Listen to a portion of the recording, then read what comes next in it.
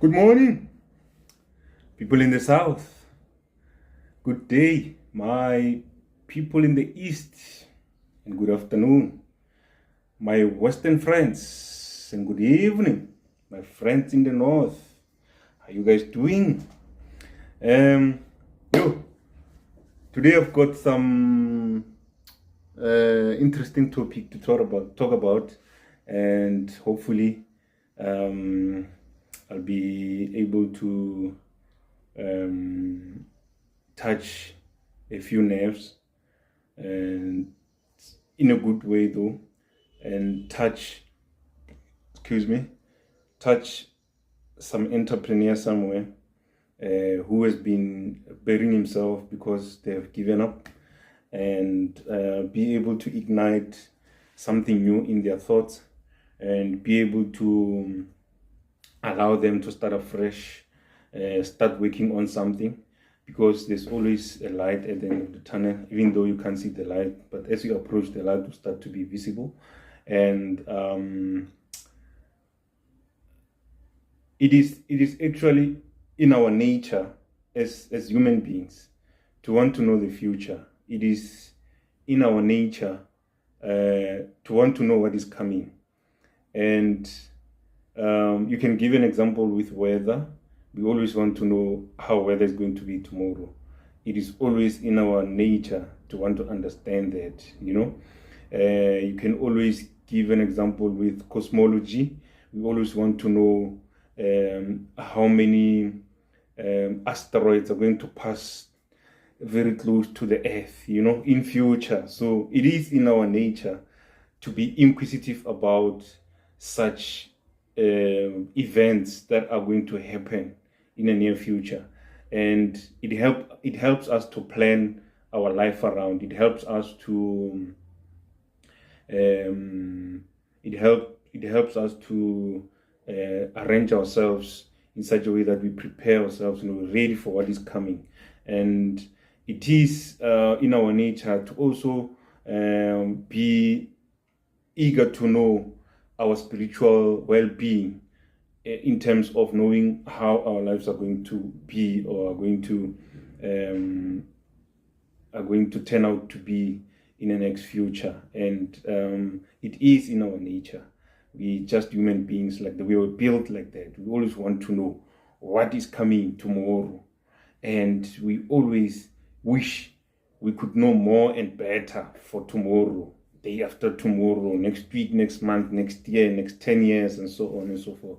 So hence we today have some apps, mobile applications, which you can also use to filter your current picture into an old person, to see how you're going to look like when you get old, and you can actually see or how exactly, because some apps are very, very accurate. You can see that this is how I'm going to look like. Definitely go blue, one way or the other, I'm going to look like this. So it is in our future, to look for the future events, to understand what is coming tomorrow.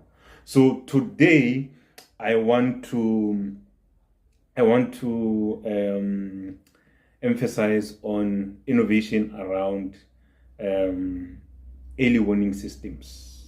Innovation around early warning systems. So we're going to disrupt the markets with our ideas around early warning systems. What is early warning systems? Early warning systems are systems that actually is self-explanatory, because you are able to understand by just saying the word itself. You are able to understand what it means.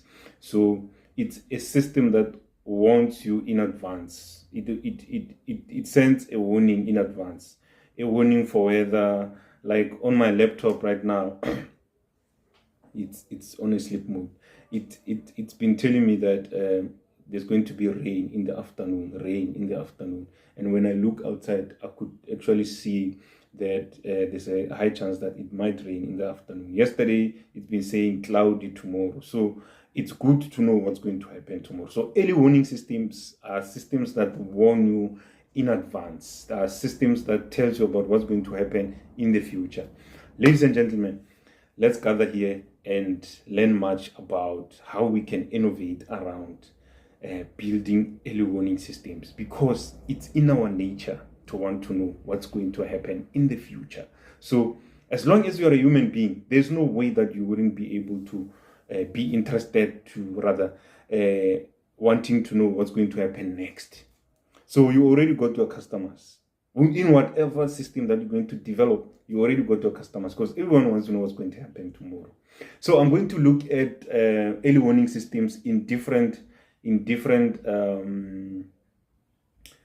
should I say, different sectors of the economy, or different categories of life, so to speak, so that we explore and expand the chances and opportunities that we have in terms of coming up with disruptive innovations around early warning systems.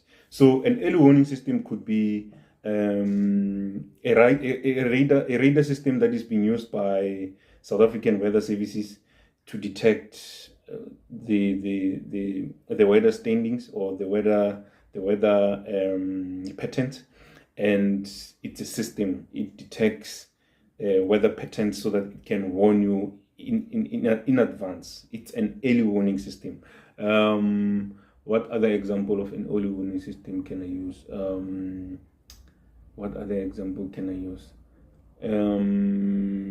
Okay, I gave an example with my laptop that tells me what's going to happen tomorrow in terms of weather. So it's purely around weather as well. There's many other early warning systems that you can actually think about. As I'm saying this, I'm trying to think from top of my head about other early warning systems that I know. There's in vehicles, there's I think a couple of early warning systems that you can take example of. If you're driving a luxury vehicle, some luxury vehicles can actually tell you if you're going to have a problem with your tire pressure. So it can tell you when the tire loses, if one specific tire loses pressure as opposed to the rest of the other 3 tires, then you know I'm going to have a problem with my tire, and you can take precautionary measures around that. And you can name them. There's a whole lot more that you can think of.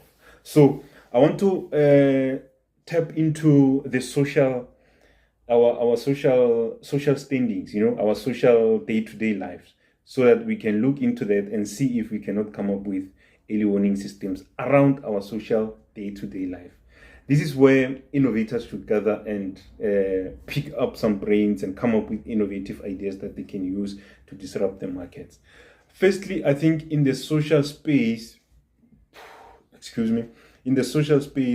I think we can look into, remember, as innovators, we come up with solutions to solve specific problems. You must always bear that in mind. We must come up with solutions that are going to solve specific questions, not just to build a robot that's just going to walk from nothing, from nowhere to nowhere, or whatever the case may be. But we need to come up with disruptive innovations that are going to solve specific problems. Now, socially, one that I can pick quickly from top of my head, it's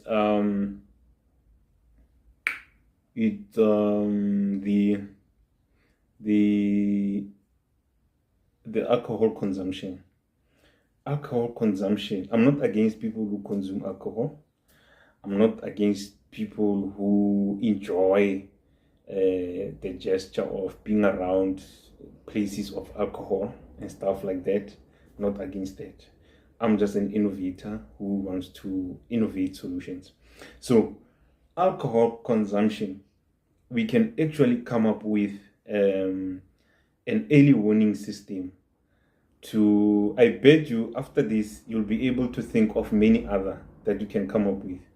You can actually come up with an early warning system that is going to detect the amount of alcohol one is consuming, so that it's able to calculate if this person consumes so much alcohol in a week or in one weekend.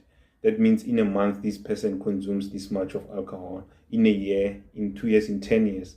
And this system could be able to detect how much alcohol you would have consumed in 5 years, and how much damage that very same alcohol that you consumed would have cost your life, and it will warn you against the life that you're busy chowing in bits and pieces while consuming alcohol. Because in South Africa we have, I like to give example with South Africa because I'm based here. I see our day-to-day lives, how people conduct their lives. So in South Africa we have a tendency and should I say some kind of a hype where today people put alcohol before anything else. Everyone consumes alcohol. Everyone consumes alcohol. We used to have laws like you can't consume alcohol in public places, but today people consume alcohol everywhere. They don't care. And I think it's going to be a problem in the near future, and we need some kind of early warning system for that. It's either it's going to warn you about how much life you are left with, or how much life your liver is left with. And it shows you how much you are losing, in terms of days of life. And it's able to actually also trigger some consultation processes with relevant professionals and skills that could actually help you to resolve that problem if it's an addiction. And you see, this system is going to actually create so many other things that are going to be add-ons on this one entire system. Like in my previous episode, I said we need to create systems. We need to create systems that are going to work for us. We need to create systems that are going to build more opportunities for us, that are going to build economies for us, that are going to grow our GDP. So in that social space, I think we can work around as innovators.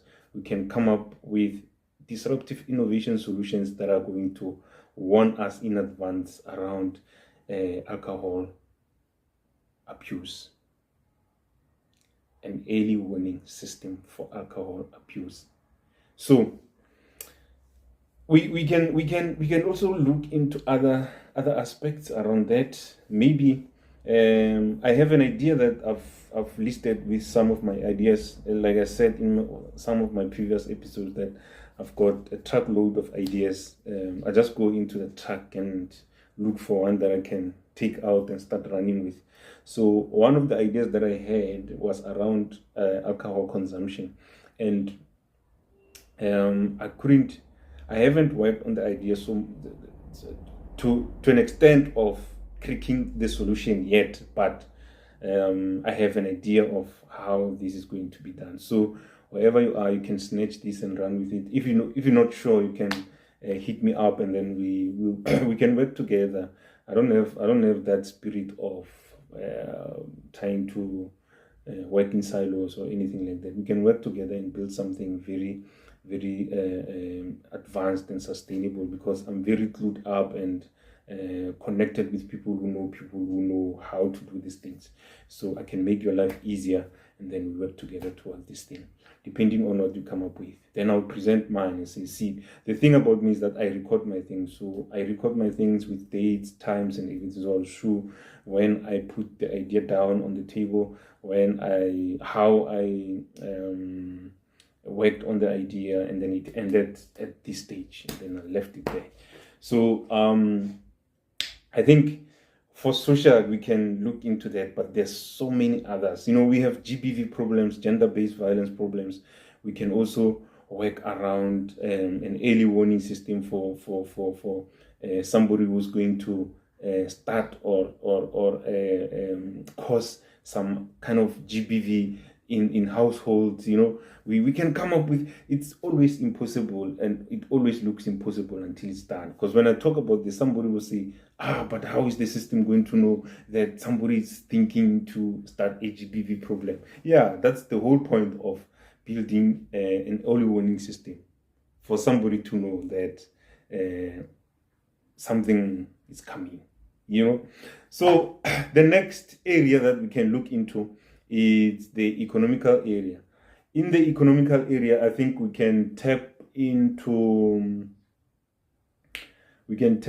I see a lot of entrepreneurs are struggling.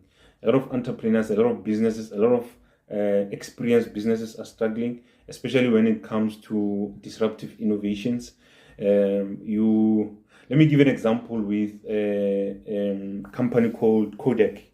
Kodak is a company that used to do photo films. You know those old cameras which had films. You put a film in the camera, and then as you take pictures, the film will count the number of spaces left. Today we're using an SD card as a memory for the pictures. The memory for the pictures at the time, it was films, or a film that has a number of snaps, and which determines the space that the camera still left with in terms of taking pictures. And Kodak used to I'm not sure if they were manufacturing the films, they were doing the films, they were reproducing the films, they were, what do they call when, now my English is running away for real. I don't know how we call this thing when you take your film to Kodak, then Kodak put the film into some kind of a machine, and the machine is able to print out the photos from the film. So exactly the pictures that we have on the film will be the pictures that the machine prints out. So they were also able to print out photos from films. That's Kodak. They also sold cameras. They also did what else did they do? They did a couple of things. It was a long time ago, I still remember, but they did a couple of things. So Kodak was disrupted by camera phones, and yeah, they were disrupted by camera phones and digital cameras. Digital cameras are using SD cards. Camera phones are using SD cards as well, and internal memory. So Kodak was shown flames in that space because they were not innovating. So somebody came with an innovation to install. Look now, we walk around with a camera of so much resolution that you don't even need a camera phone with so much advanced resolution and features that you don't even need a real camera to take proper pictures. You can just use your phone to do everything. You can record nice videos with your phone. You can, that's why these cell phones are so expensive. So Kodak was one of those which were shown flames. And economically, I think in terms of early warning systems, we can come up with a system that somehow detects different GDPs of countries, different businesses and entrepreneurship activities around different countries, and the system will be able to determine what's next, what's new, what's coming next, what's new that is coming. Prepare yourself for a new wave of this kind of business, and then entrepreneurs will actually prepare themselves to move into a new kind of business that they have never been anticipating, because it's something new. It's something that I know in South Africa we like using that. If something is new, everyone wants to do it. I would give you an example with public phones. We used to have public phone houses everywhere, like before the era of cell phones, when cell phones were still coming through, because some of us, we are late adopters. So the early adopters had cell phones, but us, the late adopters, we were still using public phones. So the public phone market, which interrupted the likes of Telkom, which is South Africa's telecommunication company, which has public phones everywhere at the corner of our streets, in towns, everywhere. And the cell phone network market, cell phone network providers market, were able to introduce this wave of public phones. So they could sell a steel container that comes with phones inside, and people would walk into the container and make calls and pay cash, So we had public phones or public container phones everywhere in South Africa, everywhere. Every corner of a street, there was a container with a public phone, because it was a new business. Everyone wanted to eat with that business, It was a wave that we never saw coming, but as it came in, people started to see there's something that we can do here. They saturated the market, and the market was disrupted as well by cell phones, So I think economically we can come up with an early warning system that can be able. You see what I'm talking about now? Somebody might take it serious and run with it. Somebody might say, this guy is crazy. There's no such a thing. There's no way that you will early warn about a new wave of business that is coming. There is a way that we can. Ladies and gentlemen, anything is possible on this earth. There is a way that we can determine what's new and what's coming, Because the things that we talk about are actually things that we can build and bring out to life and test them. If they work, then they work. And then we run with them, AI was something that was just a thought. And we started talking about it. Hey, this thing is going to do this, do that. Somebody went and combined big data and automation, and AI was born. So today we have AI everywhere. We don't even know what to use it for. AI hasn't yet worked for us. Economically, it hasn't worked for us. AI it's just being used to test the waters. All I see on social media is useless videos of dead people that are being brought back by AI. These people are talking like the real them, the likes of Nelson Mandela, Tupac, Biggie. I saw Biggie somewhere. Who else? I saw this guy who used to be on a wheelchair. What's his name? I forgot his name. Okay, I'll remember his name, but you know who I'm talking about. AI does that, so it doesn't really work for us for now. Maybe at the later stage we'll start to see the benefits of AI. So it was something that was just in the air, but now it's real, it's here, we can feel it, we can see what it does. But what can we say? There's nothing that we can benefit from AI except to bring back dead people. So economically, we can actually do that and measure the wave of how business is being done in certain sectors. Maybe the system will be able to measure which ones are being saturated and what causes them to saturate. And then whatever that is causing them to saturate, it's actually the next thing or the next big thing. And then we start focusing on that big thing that is causing this to saturate. That will be the next business that we're going to see coming into the space. See? Yeah, so as well, you can also look at financial aspect of it under economy or under economic aspect.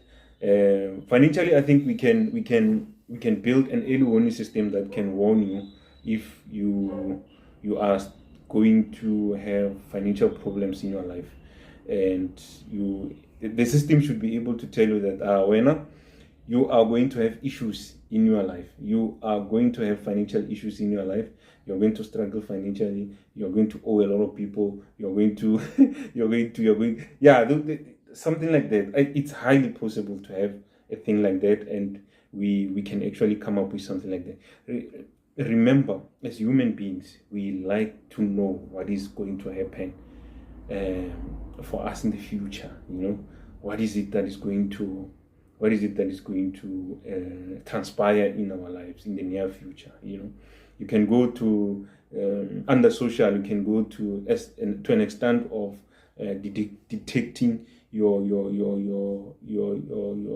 next, not necessarily your next, but your date of death, not birth, your date of death, maybe based on the data that the system could be fed with. It will be able to determine your date, which has been the most difficult thing that humans have ever tried to do, because death is something else. Death is something else that you'll never be able to. It's one of the hidden. It's one of the hidden mysteries of God, where you can never tell. You can never ever find this truth. So that is that about economics around early warning system. So let's look into the environmental aspect of it. I think environmentally it will be the most impactful because most of the environmental aspects of our economy needs a lot of early warning systems, because water that we drink could be contaminated. I think this is the easy one that we can actually start with. Water that we drink, raw water that we drink, can easily be contaminated. We need an early warning system for that. Come up with something, man. Come up with something. If we're drinking raw water from a specific area, come up with something that we can maybe drill down into the level of where we're getting our water from, and put some sensors that can sense different types of chemicals. Let those things communicate with whatever, so people can see that the water that we're drinking is at risk, something, I don't know, something, that. So I think economically we can do a lot more around early warning systems. Pollution in the rivers, pollution in the oceans, pollution in the skies. We can actually build systems that can help us detect negative environmental impacts in terms of early warning, so we can be warned in advance, such that we are able to correct those measures and correct those differences, and be able to come up with the correct data and the more these things works, is the more we advance them, is the more we polish them, is the more we modify them to work even better and much more better. So I think we are sitting on a lot of opportunities that we're not really aware of. Think about it. If environmentally we are able to detect that this specific species will be going extinct in the next 3 years, how cool that would be, and the departments of environmental affairs and all different types of environmental affairs across the globe will be able to detect which species or which animals are going extinct, and how can we help to prolong their lifespan and prolong their genealogy, and so on and so forth. So we're sitting on something that we can really turn around and build something very sustainable and beneficial to our environment and to our lives as well. So we can look into many other aspects of it. I only picked 3: social, economical, and environmental. So you can look into many other. So I'm just giving a leeway for somebody who's sitting there to say, but this guy's got it's got something there. Let me look into other aspects of it. There's so many things that so many problems that need to be solved, and I can tell you now, the future business is in early warning systems. The future business in the world is in early warning systems. Can tell you now, the future business is in early warning system. We are done with history data. We don't want to know history. We want to know the future. History can always be found somewhere. Somebody can always record something somewhere. But the future, it's the future. Knowledge of the future is the future of our economies. So the future is the future. Get yourself around the future, you'll see. Build something that people don't see value now. And like AI, we don't see value now because we don't use it. But that's the future. So the future is in AI. So the future is in the future. So if it's known in advance, if anything is known in advance, someone will definitely pay for it. Someone will definitely offer to pay for it somewhere, because they will be able to plan better, because they will be able to know what's happening tomorrow. They'll be able to organize themselves. They'll be able to avoid so many risks. They'll be able to, especially risks, because risks are the most impactful part of our economy. Risks are the most impactful part of the economy. So think about it. If you know how the future is going to be and you are able to mitigate your risks, then you save a lot, you know. So think about it, give it some thought, and hit me on the comment section, and then let's see how this is going. It's going to get us to. So next one is my journey on the smart skipping. Yo, people, things are moving, and I'm just going to take you through, because last episode I took you through the last part of my propeller support program and the prizes that I won. Now I'm going to take you through the GCIP journey, which was the longest journey in the smart skipping so far. And I just want to take you through this one. I think this is going to take a couple of episodes, if not 10, 11, 12 to 15 episodes, because it's a long journey that I walked up to now. So I happened to bump into this support program, which I always share on my episodes, that go into these websites and apply. So I also apply for these support programs, and I bump into this one for GCIP. I apply, and they send me a notification that I've been shortlisted, and after being shortlisted, we go and play. I mean, we go and attend our first session in Pretoria of South Africa. We attend our first session there, where we get introduced to the program, we get introduced to the mentors, we get introduced to the facilitators. You know, we had 2 facilitators from the United States of America, and I think there was more than 80 entrepreneurs that were shortlisted on the day, and we were paired with mentors. Unfortunately, I did not have a mentor, so they told me, hold on, we'll get you a mentor. A couple of minutes later, about an hour later, they gave me a guy as my mentor, but the guy was not around. They said, call this guy, talk to him. Here's a link, click on the link and call him, talk to him. Click the link, then I spoke to the guy, only to realize the guy is going to be my mentor from Germany. So all the entrepreneurs in the house had mentors with us in the house. So it was entrepreneurs and mentors in one house. They paired each mentor. I think each mentor had two entrepreneurs, two, and I was the only one without a mentor. They gave me a mentor who was in Germany. Called the guy was in Germany, and then introduced each other. What a great guy, man. What a great guy as a mentor that I've ever had. Not to say I'm discrediting some of the mentors that I had. I've had a luxury of coming across great mentors, ladies and gentlemen. I truly appreciate all the mentors that I had. These guys were amazing, amazingly incredible, and I got to know this guy, the mentor from Germany, and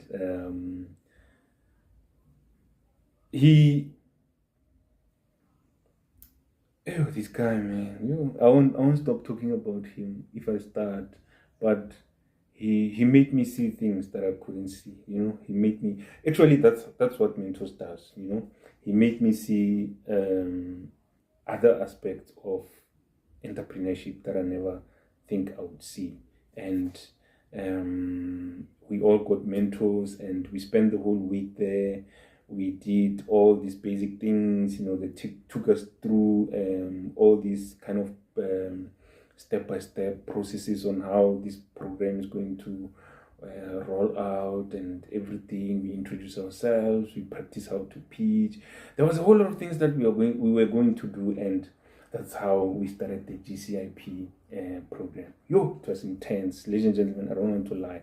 If you get lucky and become part of GCIP, just thank God, because that is one of the best programs that I've ever been to. So until next week, I'm going to continue this story from here about GCIP. Lastly, go to Innovation Bridge portal And there's a long list of new programs that were loaded, ladies and gentlemen, and apply for those programs. They're looking for women in entrepreneurship, young people in entrepreneurship. There's money, there's millions of rands and dollars that they want to invest in your businesses. Go into Innovation Bridge portal, click on events and opportunities, and you'll find the long list of available programs. They even have page 1, page 2, page 3, and apply. You'll see next year your business will be supported somehow by one of those programs. Don't forget to subscribe. There'll be a pop-up here. Click on the pop-up and subscribe to this channel and learn more from me and my team, so we can grow ourselves and build this nation in terms of our economics. Until next week, I'll see you next week. Next week.